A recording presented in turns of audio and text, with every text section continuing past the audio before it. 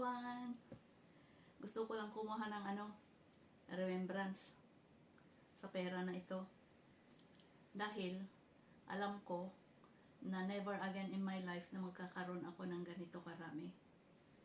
Ito ay kalahati sa aking severance pay at saka pension payment na natanggap ko sa aking naging amo, sa aking amo noon. So, hindi po ako nagpapakasikat, guys. Kaya ko pinapakita ang mga ito. Dahil sa lahat ng aking ginagawa, hindi ako marunong magpasikat. Kung tutuusin, naging vlogger ako since 2019, but I did never show money. And I did never talk about money. It's only now. Kasi, parang I take advantage of it na may pera ako ngayon. Tsaka hindi ko alam, who knows, kung magkakaroon pa ako ng ganitong kalaki ng pera in the future. So, parang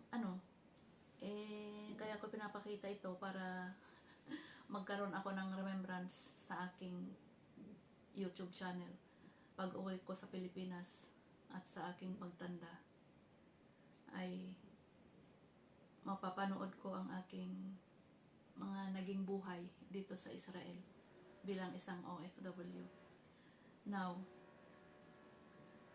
pag-usapan natin ang pagiging OFW. Bakit ba nag-a-abroad o umaalis ang mga Pilipino sa Pilipinas? Dahil sa gustong makatulong sa pamilya. Ito, pag-usapan natin about pera at saka pagiging OFW. Kasi, eto na naman ako Sa dami kasi ng hirap na pinagdaanan ko isang pagiging OFW. Kung minsan, hindi ko talaga maiwasan umiyak. Dahil nga sa kahirapan, kaya ako umalis sa Pilipinas. At saka kaya umalis din ang ibang mga Pilipino sa ating bansa. Ayan. Sorry dahil alam po kasi naiiyak na naman ako Sorry po. Nagpapakita ako ng pera, hindi po ako nagmamayabang. Although nagpapasalamat ako sa Diyos at nagkaroon ako ng ganitong pera. Which is naman, I deserve it kasi pinaghirapan ko. Tsaka maraming salamat sa Diyos sa biyaya na binigay sa akin. Ngayon, back sa pagiging OFW. Yung pera, is it worth it na ipagpalit natin ang ating kaligayahan mismo? Yung ating kaligayahan mismo, yung pagmamahal na dapat na maramdaman natin sa ating circle of family. Yung ating pagsisilbi sa ating mga anak while sila ay lumalaki.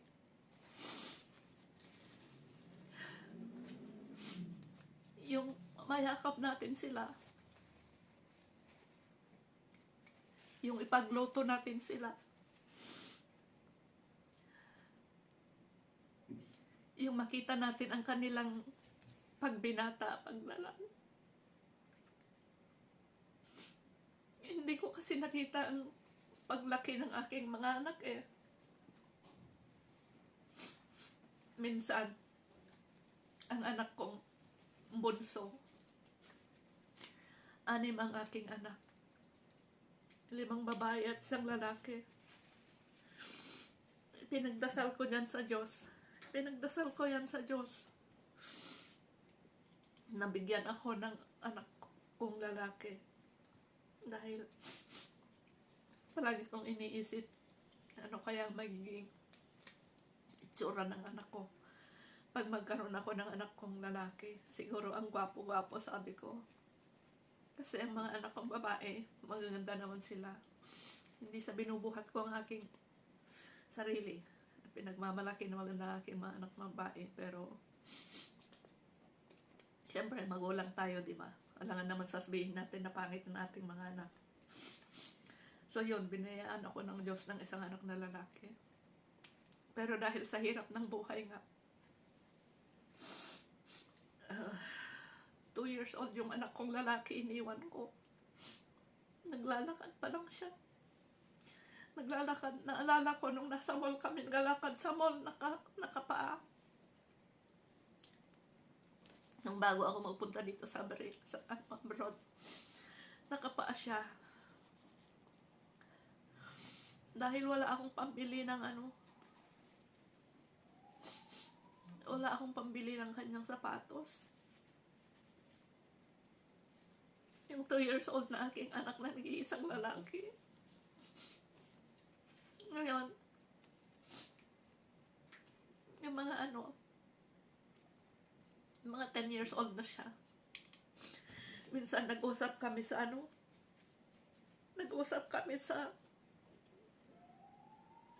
Messenger.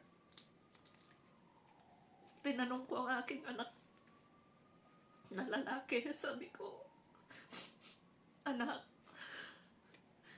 namiss mo ba ang mama? Sabi niya, hindi po. Nasaktan ako ng gusto. Umalis ako sa harap ng ng computer. Pumunta ako sa gilid. Nasaktan ako. Umiyak ako.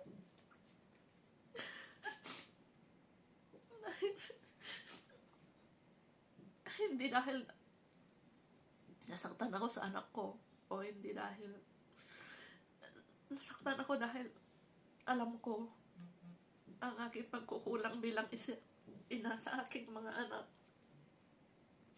Nasabi ko sa sarili ko, paano nga naman niya ako paano niya ako mamimiss kung 2 years old ko siyang iniwan? Hindi niya naramdaman ang aking yakap. Hindi ko siya pinagluto ng pagkain. Wala siya sa aking tabi. Hindi niya naramdaman ang yakap ng isang tunay na ina. Which is hindi dapat. It's not normal. Ang buhay ng isang W mahirap. Alam po, hindi lang kami ang nahihirapan, kundi pati ang aming pamilya, ang aming mga anak. Namimiss nila kami, namimiss din namin sila. Yung meron kang gustong gawin sa anak mo na hindi mo kayang gawin dahil nasa malayo ka. Yung palagi mong iniisip, ano kaya ginagawa ng aking mga anak, ano kayang kinakain nila. Alam naman natin, nagpapadala kami ng pera. Sorry po. Dahil naisip ko lang kasi ang pera na to. Pero alam ko din naman na kapag hindi ako nag-abroad, hindi nakapag-aral ang aking lahat ng aking mga anak. Sa awa ng Diyos, mga anak ko, kapag tapos sila, yan din ang aking reward ng aking pagsakripisyo dito. Pagsakripisyo namin lahat ng aking mga anak. Sana nga lang, pinag-pray ko at sinabi ko sa kanila, sana huwag silang mag-abroad. Huwag nila akong gayahin. Huwag nilang gayahin ang mga ibang mga OFW. Dahil mahirap ang pagiging OFW. Kaya, diba, puntahan natin yung alaga ko kasi tinatawag niya ako. Importante trabaho. Alaga ko yan, trabaho ko. Natrot sa lako. Ken, aksyab. Akol beside Ken. עכשיו אתרות שלכם עכשיו? כל בסדר. אתרות שלכם עכשיו? בסדר, אני בא בסדר, עוד כמה דקות. תודה. Gusto na daw niyang bumangon. Ratrega ba ka siya, Ken? Gusto ko lang tapusin ang aking ang ating topic. Sorry at ako'y naging emotional kasi totoo naman eh. Kaya, kung nakikita ninyo ang mga OFW na kumakain ng masarap, hindi ninyo alam kung anong kinakain nila sa loob ng kanilang trabaho, kung kumakain nga ba sila o hindi. Ngayon, pag lumabas sila, dahil ang trabaho namin ay nakakulong sa loob ng bahay. Ako, sabi ko nga, walang lawasan, 24/7 sa maraming taon. Minsan lang, yung isang taon nga, kung minsan, isang taon, 2 beses lang ako mag-day off. 2 beses lang mag-day off sa isang taon. Biro mo yan. Tapos, pag lumalabas ako, syempre, sasama ako sa trip. Kailangan naman na pagsasama ako sa trip, iiyak ako. Hindi, masaya naman, enjoy the life while you are outside, while you are free. It's like I'm free like a bird. Fly high, fly everywhere. Free. I have my freedom only for 2 days and sometimes 1 day. So, I want to enjoy my life sa aking day off. Ngayon, pag may nakakakita sa amin, sabi nila, ang buhay daw ng isang OFW ay maganda raw at masaya. Hindi nila alam na we are suffering deep inside. We are suffering emotionally and mentally and physically. Hindi nila alam yun. Nakikita lang nila yung pag ngumingiti kami, pag kumakain, kasama ang aming kasama. Siyempre, stress reliever namin yun. Sa palagay ko, we deserve it. Magiging malayo sa aming pamilya. Yung sumasahod nga kami, sa tuwing katapusan, sabi nga, ang naiipon ng OFW ay puro mga resibo. Walang natitira na pera sa kanilang palad. So, sana maintindihan ito ng ibang pamilya ng mga OFW na nasa Pilipinas. Na ang buhay ng OFW ay hindi pare-parehas. May mga, although inaamin ko, na ang trabaho ko dito sa Israel ay may mga trabaho ko, nagiging amo ko na napakahirap na talagang iniyakan ko ng 10 taon. Napakasungit niya sa akin. Tsaka yung previous na naging part-time niya ko na umiyak ako ng 1 buwan. Meron din naman trabaho ko, yung unang trabaho pagdating ko dito sa Israel na napakabait nila sa akin. Dahil kung hindi, siguro parang na rin trabaho yan ng Diyos. Dahil alam niya na talagang depressed ako na galing sa Pilipinas. Depressed ako na galing na Pilipinas. Yun ang dahilan kung bakit ako umalis sa Pilipinas at nag-abroad. Para layasan ang nagpapahirap sa aking utak, mentally, emotionally, and physically. Sa awa ng Diyos, naka-move on naman ako dito sa Israel. Kaya nga lang, yung hindi ko nakita ang paglaki ng aking mga anak. Yung hindi namin na maramdaman na mag-iina ang tunay na pagmamahal ng isang anak at saka magiging magulang sa isang anak at anak sa isang magulang. Yung damdamin ba? Alam ng mga OFW sinasabi ko, naramdaman nila dahil pare-parehas. Halos pare-parehas kami ng pinagdadaanan. So, napakahirap ang buhay ng isang OFW. Huwag pong sabihin na ang saya-saya namin. Makita man ninyo, siguro kami ang saya-saya namin sa day off namin. Magiging masaya din sana kayo. At least yung mga kamag-anak ninyo na nakulong sa loob ng bahay, nagtrabaho yan sa loob ng 24 na oras na hindi lumalabas sa kanyang trabaho. Sinisigawan at saka hirap-hirap ng trabaho. Sana pag lumabas sila at nakikita ninyong ngumingiti at nagsasayaw doon at saka naglalakad kung ano-anong ginagawa nila, magiging masaya din sana kayo Dahil yun lang ang kanilang stress reliever para may stress nila yung kanilang yung kanilang boredom and sadness at saka sakit ng loob, sakit ng damdamin, sakit ng mentally, emotionally, and physically na nararanasan nila sa kanilang trabaho. Yan po. Although, ang pera ay malaki ang naitutulong sa ating pamilya. At yung mga walang bahay na galing sa Pilipinas ay nagkakaroon ng bahay. Yung mga pamilya, mga magulang na hindi kayang pag-aralin ang kanilang mga anak ay nakakapag-aral. Sa awa ng Diyos, ang aking mga anak ay nagiging mabait na kahit nawala silang ina at ama sa kanilang tabi, ay natuto sila dahil sa kahirapan ng buhay. So yan din ang napakalaking blessing para sa akin, na ang aking mga anak ay nagiging mabuti at mabait. Nagmahalan silang magkakapatid, nagtulungan sila na hindi sila napariwara. Napakalaking bagay yun para sa akin. Yun ang reward ng aking pagtitiis, sakripisyo ko dito sa abroad. Siguro. Tsaka nalulungkot din naman ako sa mga ibang OFW na imbis na kanilang mga anak ay mapabuti, ay nagiging napariwara dahil sa kawalan ng mga magulang sa kanilang tabi.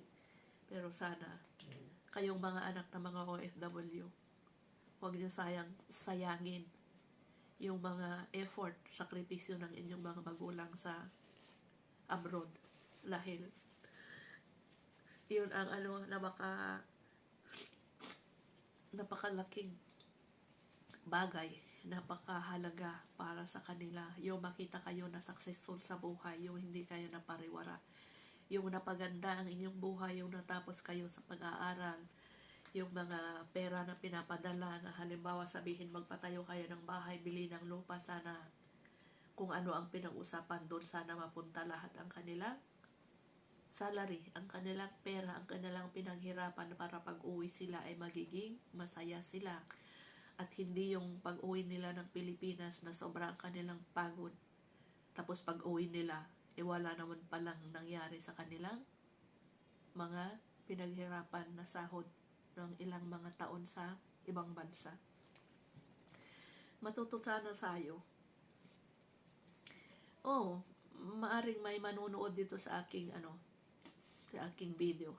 Sasabihin na naman yung mga nega dyan, bakit ka umiiyak? Ginusto mo yan eh. Alam mo naman ang buhay na magiging OFW. Oo, ginusto ko. Pero kung sana, sabi nga nila, ang pag-unlad daw ng buhay ay nakasalalay sa ating tao mismo. Kaya wag daw sana natin sisihin ang gobyerno kung magiging mahirap ang buhay natin na mga tao.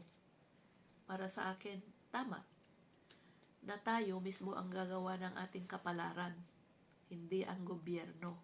Pero malaki din ang role ng gobyerno. Kung sana hindi kukurakutin ng mga politiko ang pera ng gobyerno, di sana. Bakit dito sa Israel? Walang pumupunta sa ibang abroad na magiging katulong, kundi sila ang kumukuha ng magiging katulong dito sa kanila. Bakit yung sa Saudi Arabia, yung sa Dubai, hindi sila nagpapadala ng kanilang citizen sa ibang bansa para magiging katulong? Dahil pinahahalagahan nila yung kanilang pera, yung pera ng kanilang gobyerno. Hindi kinukurakot ng mga politiko. Sa ating bansa doon sa Pilipinas, mas marami ang kinukurakot ng mga politiko kaysa binibigay sa mga tao yung development para sa ating bansa. Yan din ang napakalaking bagay na nagpapahirap sa ating mga Pilipino. Kaya tayo umaalis niyan sa Pilipinas, di ba? Although I admit na tayo mga tao ang gumagawa ng ating kapalaran. Kung ano yung ating ginagawa, yun din ang bunga ng ating maha-harvest. Reap what you sow, ika nga. Thank you very much for watching kasi hinihintay ako ng alaga ko. Bye-bye. Thank you very much. Bye.